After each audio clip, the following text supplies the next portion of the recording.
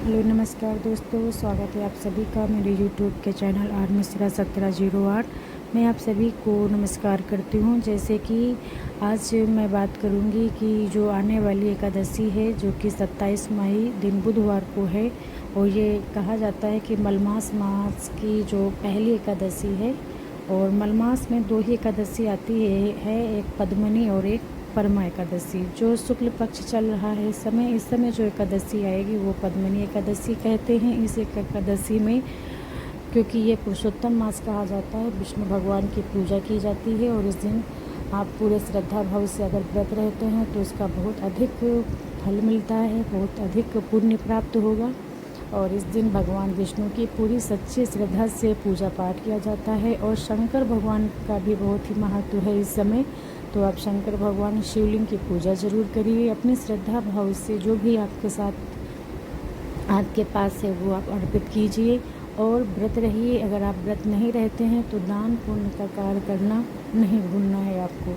कहा जाता है कि इस समय जो मलमास के एकादशी का व्रत करता है वो आम एकादशी की तुलना में बहुत अधिक फल प्राप्त कराता है। भगवान विष्णु की कृपा उस पर होती है। इस दिन क्या होता है, भजन करना चाहिए, दान देना चाहिए, कथा सुनना चाहिए। भगवान विष्णु बहुत प्रसन्न होते हैं, तो ये न भूलिएगा। मोक्षदायिनी एकादशी मानी जाती है इस एकादशी को। दान और जप का महत्व इसमें बताया गया है, और अपनी इंद्रियों पर काबू पाने का भी इसमें बहुत ही अच्छा बताया गया है।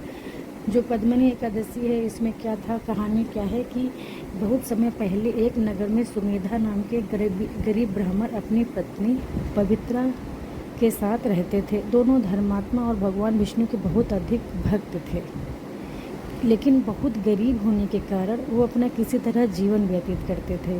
कई बार ऐसा होता था कि घर में भोजन तक नहीं होता था। बेचारे वो अतिथि सेवा धर्म का पालन करते थे, अपना कुछ नहीं खाते थे। एक दिन उसके घर एक महान ऋषि आ गए।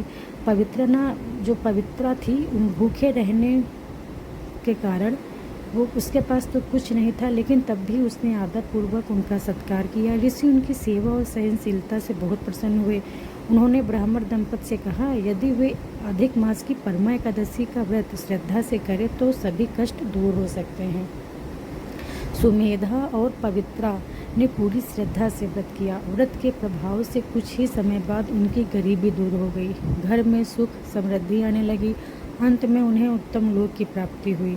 इस कथा का संदेश यही है कि आप जब भी व्रत करें, श्रद्धा, संयम और भक्ति से किया गया एकादशी व्रत जीवन के दुखों को कम करता है और आध्यात्मिक उन्नति देता है।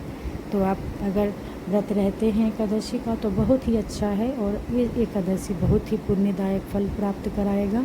आप लोग 27 मई दिन बुधवार को एकादशी का व्रत जरूर करिएगा। यह शुक्ल पक्ष की पहली एकादशी है मलमास माह की, और इस दिन भगवान विष्णु और शिवलिंग की पूजा जरूर करें। सभी को मलमास की हार्दिक शुभकामनाएं। और एकादशी आने वाली है, आप विशेष ध्यान रखिएगा कि आपको इस एकादशी में अधिक फल प्राप्त करना है, मनवांछित वस्तु की प्राप्ति करनी है, तो व्रत रहना मत भूलिएगा। अगर व्रत नहीं भी रह सकते हैं तो दान पुण्य का कार्य जरूर करिएगा। कैसा लगा मेरा वीडियो आप कमेंट के माध्यम से ज़रूर बताइएगा। आप सभी का दिन शुभ हो। आप सभी को मेरा बहुत बहुत धन्यवाद है। जय विष्णु भगवान। ओम नमो भगवते वासुदेव।